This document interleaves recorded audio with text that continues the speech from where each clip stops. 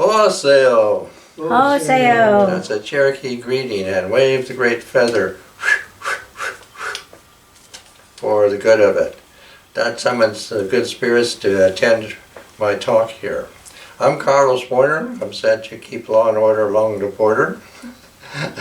And I'm a free-range Cherokee, and I'm known as Coyote. And the subject today, well, the recent talks that I've been given, we call these Coyote talks, has been to show that Native American in a different light than the way people have been thinking about it. And so today I'm doing this one that I've called it Navajo Celtic America. And I'm going to be featuring these petroglyphs here. And the first one you can look up here. So this is the main petroglyph I'm going to be talking about. And where it's located is in eastern California. There's a town, Ridgecrest. And in that town there is a museum called Maturango. And it is, you know, the gate point or the entry into the petroglyph canyons. And these petroglyph canyons, that's the way they're referred to, are on a military reservation. So a person interested in seeing these petroglyphs has to, you know, make reservations there at the museum. And now a docent also accompanies us into that area like that. So that's where these come from.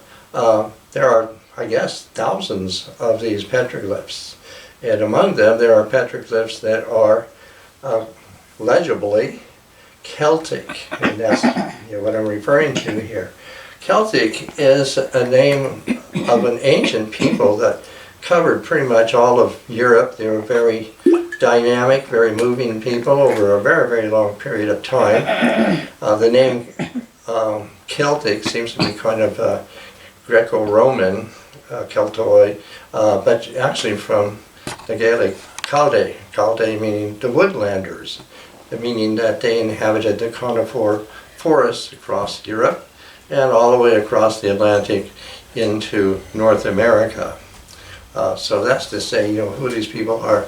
The language here that I'm concerned with, there is more than one Celtic language, but the main one that we're interested in is Gaelic. And I very fortunately, you know, I've been part of a Celtic music group, and that attracted a very erudite Celtic scholar, Shawnee Carlisle. And he took quite an interest in my talks at the coffee house and in Claudia's Gaelic songs, so he provided translations and became kind of a spirit of informing me of ancient Celtic world like that. Eventually he actually bequeathed me his books. He passed away, and his spirit, I feel, is still with me. So that is some kind of an introduction here. I'm trying to say the Gaelic language that he was a Scots Gaelic. He was a native of the Isle of Lewis. So that is the Gaelic form that I've translated everything in these. I've translated everything in these petroglyphs, and I'm going to go over them. And to start with, to go way over there to that petroglyph there. Now this is my copy of a petroglyph that is very legible on the rocks in that petroglyph canyon. And it is the Celtic and Irish Ogma. Or we give his full name, Ogma Macdoran, meaning sunny face. And starting out with, you can see his head there. He is the inventor of the Gaelic writing system. That's what we refer to, and it's called Ogam. Ogam. And the legend is that he invented it by looking into the face of Grain. Grain is the name of the sun, feminine. And in that he saw her eyelashes, and from that is how he devised, the Ogham system of writing, which is a system of strokes above and below and across a stem line, having no vowels, but also some added symbols for diphthongs. And over there on his arm, you see a bent arm there with 3 strokes.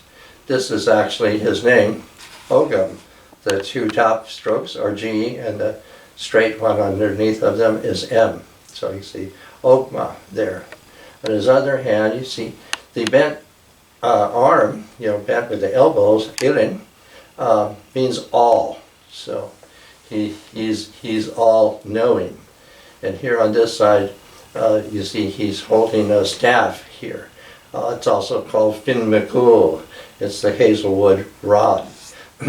And he's in the shape of a brushwood gate there. And on the top, that would be his chest part, you see his zigzags. As a gate, he says, I open, I open. So I mean, he can be read. And all of these slats that are in it has the sense of the distribution of his knowledge. And at the bottom there, he has a kilt. He's wearing a kilt, and he has, 3 toes for feet, which means that he is a strange person who has arisen from the east, from the sunrise. Okay, that's the introduction here. Now we can come over here to this petroglyph here. It is a petroglyph that's just about this size there in this region called Petroglyph Canyon. The museum has also made a replica of this that it has somehow put on the front of its museum. It was like they made a mold and replicated the actual petroglyph also. And mine is very accurate. And here, who we're featured is who we just introduced. This is Ogma. This is Ogma in a very particular appearance here. And since we just talked about his head or his face, sunny face, here up here the way he's featured here. This is a quart. Quart is like a maze here, and at the top of it you see that there is a curl, a curl, and this curl is telling us that this is actually a system. And this system is to enter in through the 3rd ring, and you travel around the 3rd to the 2nd and to the 1st. So it comes out.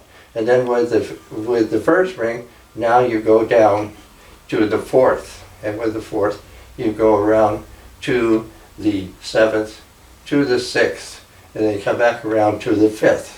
And then the 5th is the entry into the center, which is 8. So all the theme through all of this petroglyph is 8, which is the number of return here. And so that center here is also called the sheep's eye, Osig Shul there. And so that's very interesting because in this region we do have the bighorn sheep. And I've seen pictures of, we call them borregos, with that curved horn that comes around and tips just below the animal's eye. So that's also called the sheep's eye here. And then he has these ears this way. Dwelly's is the dictionary, the Scots Gaelic dictionary that he assembled himself sometime in the middle 20th century, I think. Like that. And so he has a whole system there. This came from Scotland. These are sheep cuts. These are sheep cuts. And this is a hind cut. Basically, it's what it's saying. He's a very keen guy. He's a very, very intelligent guy is kind of what he's saying. Focused on this. The next thing is very apparent here. These are a string of beads. They are meant, there's 4 and inside of them, so it is the number 8 there. So the word for that is padron. Now when I first, started with this, This image would be Meat Hill. Meat Hill would be where the chief, which would be called a druid usually, is bringing judgments for arbitration here. And then that would be payments, like paying a lawyer. And that is the way that I first was interpreting this. But much later, Shani Carlisle passed away. And when that happened, then I had a realization of what this is here, because he actually was the reincarnation of the Dagda. Dagda is the chief grandfather of Ogma. So then I began to realize this in a very explicit way. So the Padrin is figuring different than a payment here, because I'll get to it more here. And over here again, his arm is stretched over, and he's holding a staff that's called a slagan. A slagan means, and I put one up there, to measure the net, a net measurer. So we have the right measure. So it's like saying it's a true measure, and it has his name in the Ogham characters right below him here. And also, this is a snake's egg. It's called a glane. And here we have the snake with, it's 8 points here. And the arbiter, or druid, we will call him, wore in some kind of a fixture a glass ball for what that would symbolize here. So here he does have the kilt, with the fringe on it, and all of these points here are also, all these things are pointing out the same things over and over here. And over here, this is, I should get to right here. Here, he's called Megan. Now, a little bit of explanation. I began to realize that Shani was somehow, we could say, the embodiment of knowledge, the knowledge of this, that he was the reappearance of the Dagda. And the Dagda is known to come into the world from time to time. And so I definitely saw that Shani Carlisle was this appearance of the Dagda. I think he had the most knowledge of anybody in our time of this subject. Now in this thing, when he passed away, his spirit, we'll call it, becomes the toad. This is a horny toad. He's called Megan. Megan. And here, Ogma is holding up first. This is a staff. This is Slande Kol. Slande Kol means a hazelwood rod. Now the hazelwood rod, when it is peeled off, it secretes a milky substance, and this is kind of the elixir of the immortals. So this one here, this is made of willow, so it doesn't secrete that substance, but it looks pretty much the same. It's white, so it's also called Fin Makul, like that. So here he is suckling Shani as Megan, the toad, and at the same time his arm is raised up and he's saying, Giracha. Giracha, he's saying, welcome, my boy. Your efforts are being well rewarded. That's what this is all saying. Your efforts are being well rewarded. Like saying, you have come into the world and you have brought the knowledge and you have dispensed that knowledge and you have continued our lineage here. So, like that. And also, the Celtic, like Native Americans and mainly Cherokee, are matriarchal. Matrilineal, passed by the mother to the grandmother, like that. So in that, like my name, Carlos, that I'm named after my grandfather, so that my father has to address me like I'm his father. So that's what it means here. He means, congratulations, my boy. My boy, he's saying that, like the way I'm trying to describe that. because he's really the son of him, or the grandson of him. So that's pretty much the upshot of this. With this, I'm bringing in the Navajo. Now, these images I put here are replicated from Navajo sand paintings. And here is the horny toad. And here, I reckon, is, well, call him like the lizard man.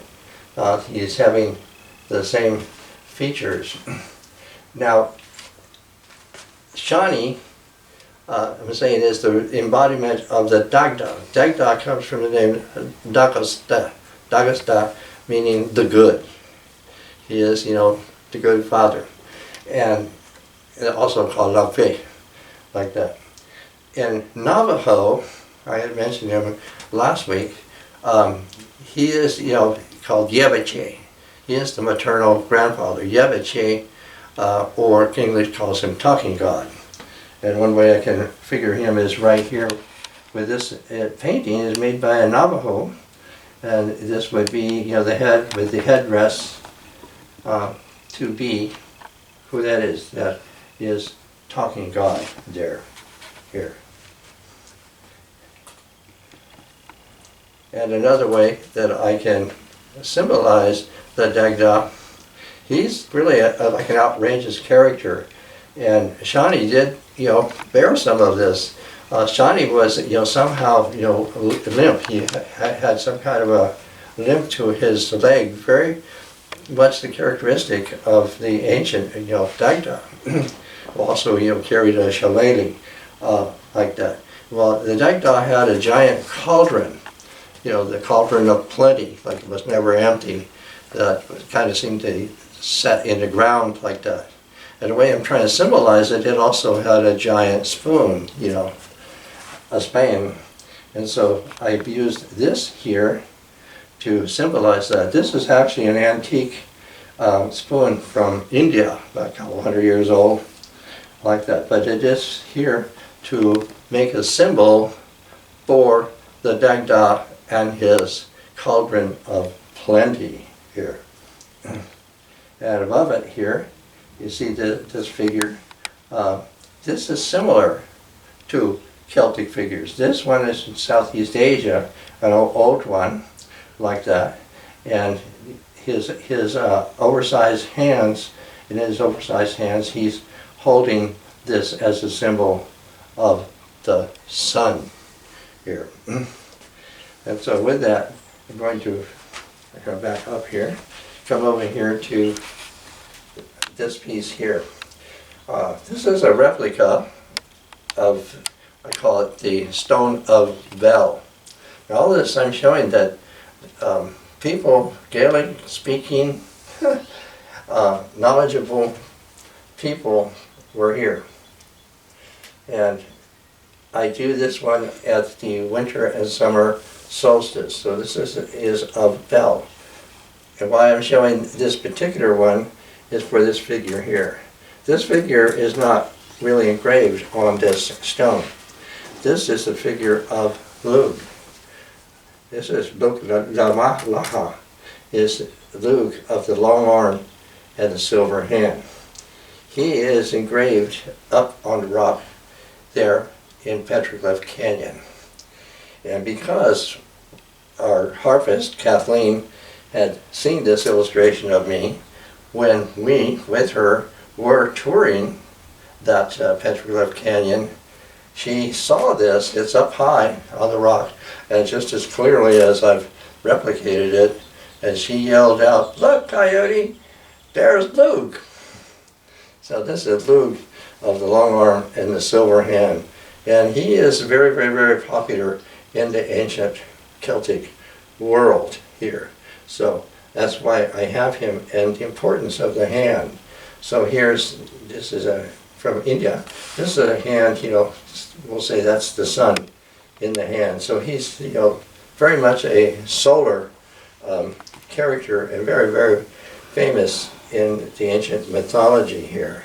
And all of this, also involves, we're going to talk about it later, another time, this has to do with the birth of Born for Water. the December's child here. And so, just referring here, this is Navajo. This is all Navajo.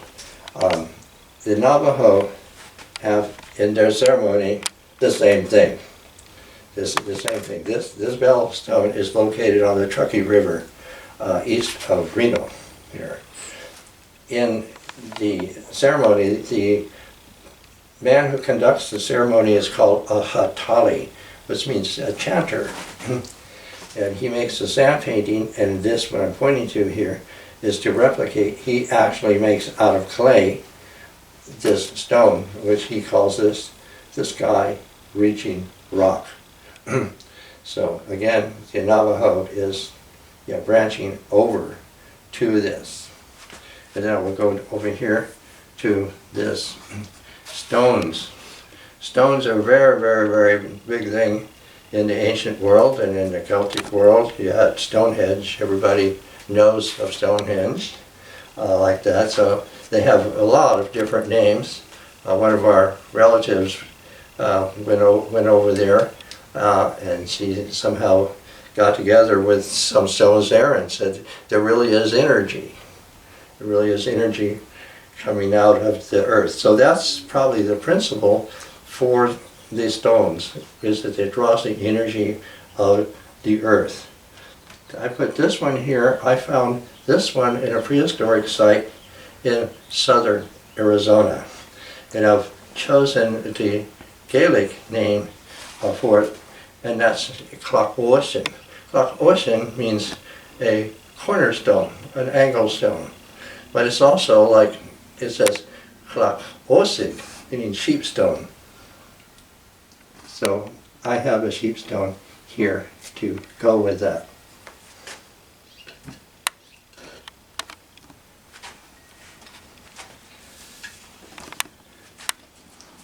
Now, to finish this, I'm going to read this Navajo piece here to go with it.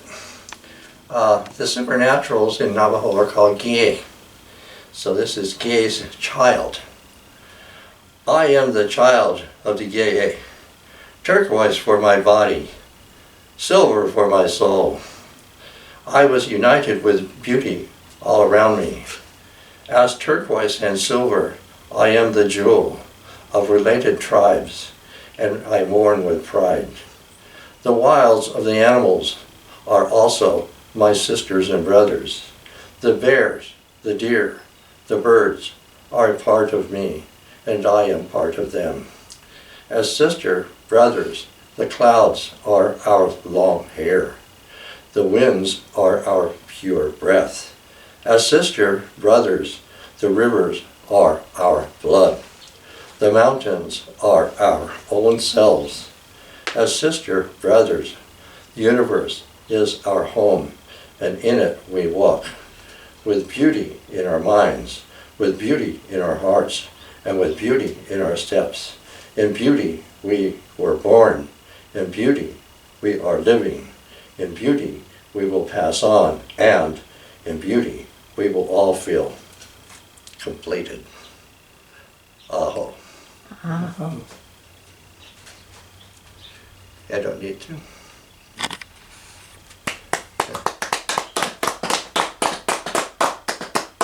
Thank you.